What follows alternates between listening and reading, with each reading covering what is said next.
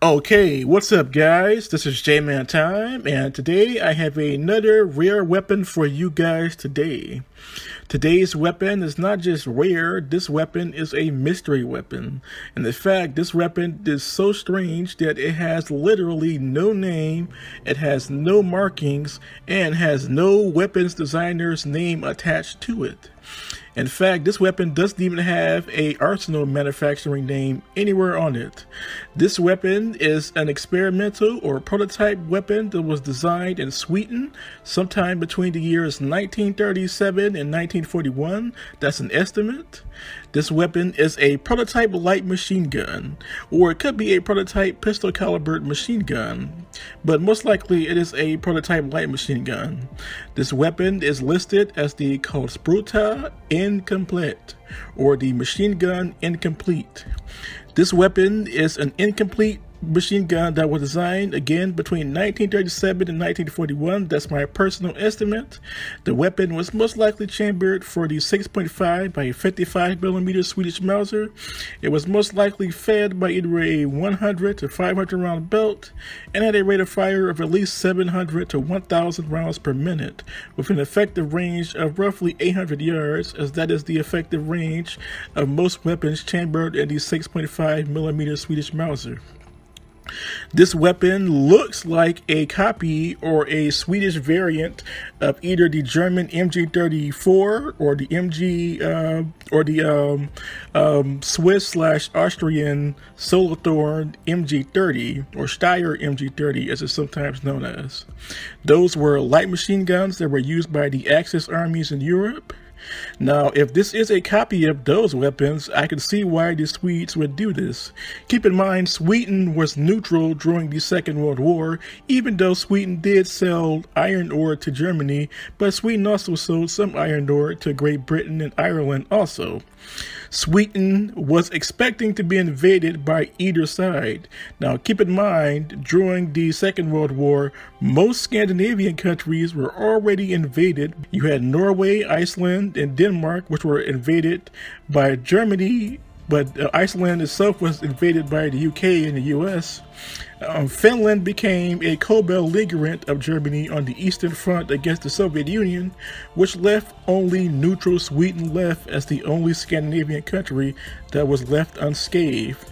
Now, Sweden knew they may be invaded at any time.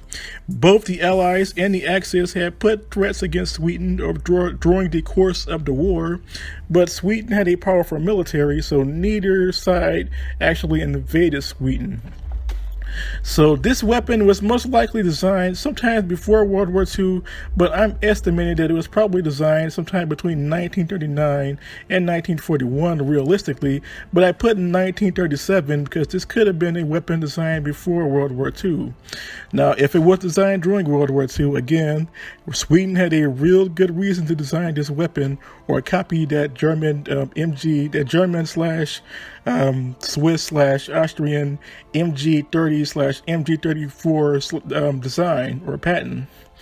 Now, this weapon, again, has no name. It has no, this weapon, the images I'm showing you, they come from a Swedish museum. This comes from the Swedish Military Museum.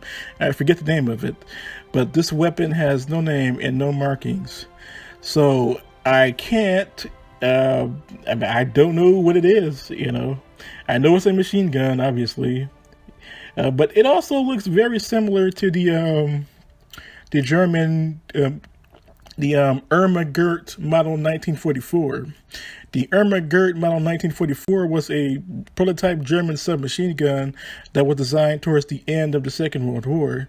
But it also looks very similar to the Japanese Nambu Type A telescopic bolt submachine gun that was used by the Imperial Japanese Naval Marines in very limited numbers during the Pacific campaign of the Second World War.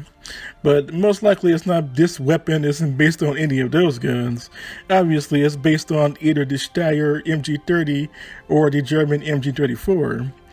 But again, I highly doubt that Germany or the Allies would have invaded Sweden, during the Second World War, because again, Sweden had a very powerful military.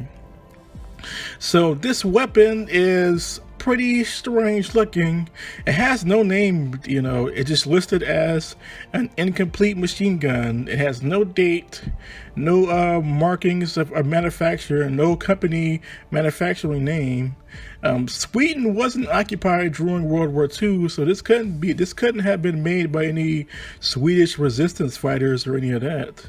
So obviously this was one of the many rare prototype weapons designed by Sweden during the 1930s or the early 1940s. By the mid to late 40s, Sweden began developing weapons that were more based on the German weapons designed at the end of World War II, but also weapons based on American weapons, you know. So this weapon here, I'm just estimating that the date is somewhere between 1937 and I'll say 1941. Because 1942 on forward until 1945, I mean, that's when Sweden was, it was allied with Germany. Well, not allied, but it was supplying raw materials to Germany, but was not an official ally of Germany. But it was also, Sweden was also secretly supplying materials to the UK and Ireland also, who were on the allied side. So this weapon couldn't have been designed by the Swedish resistance or the collaboratives either, because there were some, you know, National Socialists in Sweden, but you also had some pro-British sympathizers in Sweden too during the Second World War. So it was pretty strange living in Sweden during the Second World War or during World War II, because you had a three-way system. You had the government trying to be neutral, but you also had those who were sympathetic to both the Axis and the Allied sides, you know, within the Swedish population. So I don't know who designed this weapon. Again, there's no names, no markings. So this is one of the rarer Swedish prototype weapons designed sometime between the late 30s and early 40s. So what do you all think of this prototype Swedish machine gun? What do you think of it? Who do you think made it? Do you think it was I don't know, do you think the Swedish government was secretly making these weapons for the Germans? Or do you think they were just preparing for a potential invasion by either the Axis or the Allies? Keep in mind, Denmark and Norway, which were neutral also, was invaded during the Second World War by both the Axis and the Allies, but largely the Axis, but the Allies also, you know. Same thing happened to Iceland, leaving Sweden as the only country that was unscathed in the Scandinavian region. It was the only Scandinavian country that didn't get invaded by either side, and largely because Sweden had a really good military at that time, so neither the Axis or the Allies wanted to suffer any casualties against the Swedish Army, Navy, or the Air Force. And you also must remember that Sweden has some really good battleships from that time period, you know. So yeah. So what do you all think of this weapon? Who do you think manufactured it? I could find no information on it. So this is just another mystery weapon for you guys. And until next time, this was J-Man Time, signing off.